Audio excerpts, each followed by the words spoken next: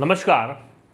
10th class का geography का manufacturing industry we have discussed. हम लोगों ने विस्तार से बात किया कि इंडस्ट्रीज़ कितनी प्रकार की होती हैं, क्या क्या उनका रोल होता है, किस तरह से वो कंट्री की इकोनॉमिक डेवलपमेंट में काम आते हैं। Yes, it is rightly said, industries are the backbone of a country's economy. किसी भी देश की इकोनॉमिक डेवलपमेंट में इंडस्ट्रियल डेवलपमेंट का बहुत महत्वपूर्ण रोल होता है। जितनी ज़्यादा डेवलप्ड इंडस्ट्री होंगी उतनी ही किसी कंट्री का इकोनॉमिक डेवलपमेंट होगा, क्योंकि इंडस्ट्रीज लोगों को एम्प्लॉयमेंट देती है, रोजगार देती है, उनको एक सॉलिड इनकम प्रोवाइड करती है, जिसकी वजह से उनका पर कैपिटा इंक्रीज होता है, वो पे करते हैं टैक्सेस, और जिससे जीडीपी भी इंक्रीज होता है। इस तरह से हम कह सकते हैं कि industrial development is the key to the development of country's economy.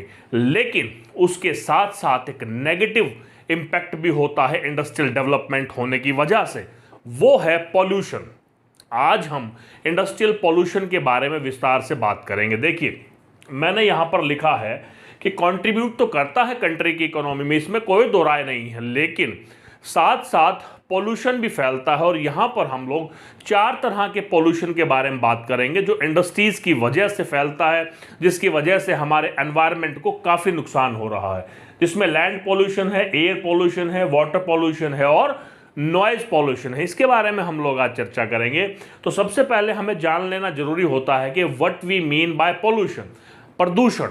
Pollution आखिर होता क्या है? देखिए, introduction of harmful material to the environment. देखिए, एनवायरनमेंट में किसी भी तरह का हार्मफुल जो मटेरियल मिलेगा, चाहे वो एयर में मिले, वाटर में मिले या लैंड में मिले, तो उसको हम लोग पॉल्यूशन कहते हैं। डिफाइन किया गया है, pollution is the introduction of harmful material in the environment and makes adverse effect.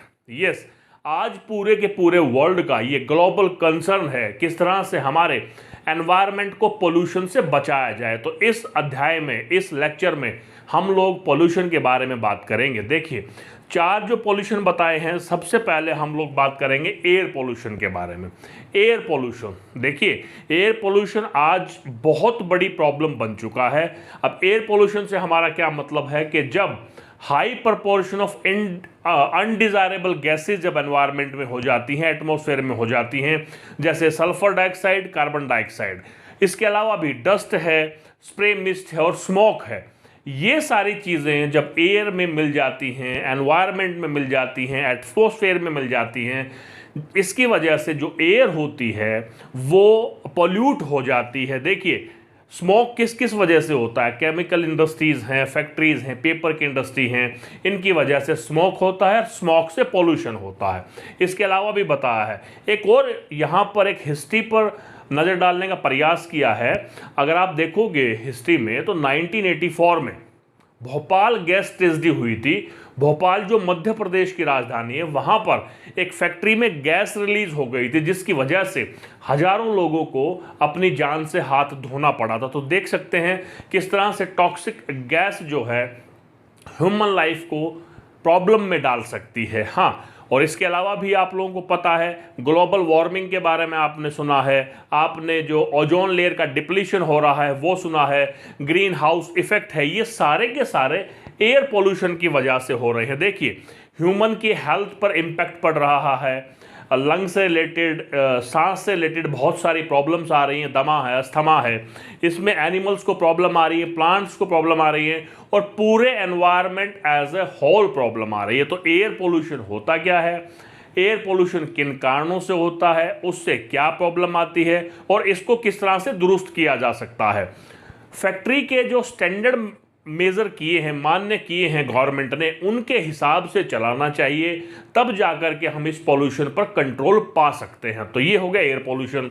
उसके बाद हो गया वाटर पॉल्यूशन। देखिए, जब ऑर्गेनिक और इनऑर्गेनिक वेस्ट जो है इंडस्ट्रीज़ का, वो बिना ट्रीट किए हुए रनिंग रिवर के वाटर में डाल दिया जाता है, उससे रिवर पॉल्यूशन या वाटर पॉल्यूशन होता है। लिखा है, water pollution is caused by organic and inorganic industrial waste discharge to the river without treating. और जो मेन कल्प्रिट हैं ये फैक्ट्रीज हैं जो मेन रूप से रिवर को, पानी को पोल्यूट करती है, जिसमें पेपर है, पल्प है, केमिकल है, टेक्सटाइल है, डाइंग है, पेट्रोलियम रिफाइनरीज हैं, ये अपने वेस्ट को स्ट्रेट फॉरवर्ड बिना ट्रीट किए हुए रिवर्स में डाल देती हैं, जिसकी वजह से वाटर पोल्यूट हो जाता है।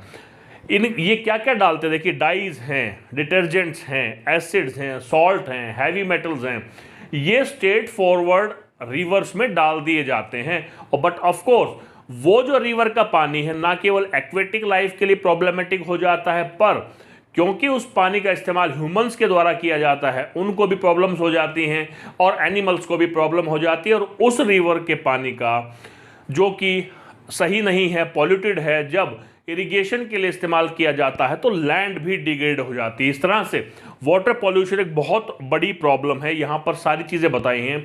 देखिए हमें करना क्या है, 3-4 पार्ट हैं इसके, प्रत्येक के 4 पार्ट हम करेंगे। पहला हमने किया एयर पोल्यूशन, दूसरा हमने किया वाटर पोल्यूशन। तो meaning of pollution, meaning of air pollution, causes of it and how we can overcome. Second one, what we mean by water pollution, what are the causes of water pollution and how we can overcome. Next हम लोग move करते हैं thermal pollution की तरफ। Okay, next kind of जो pollution है that is thermal pollution. देखिए thermal pollution कब फैलता है, जब इंडस्ट्री में जो पानी इस्तेमाल हो रहा है वो गर्म होता है और हॉट वाटर को बिना ठंडा किए हुए जब रनिंग वाटर में डाल दिया जाता है, उसको थर्मल पॉल्यूशन कहते हैं। देखिए it occurs when hot water from factories and thermal plants drain to rivers before treating, this is called thermal.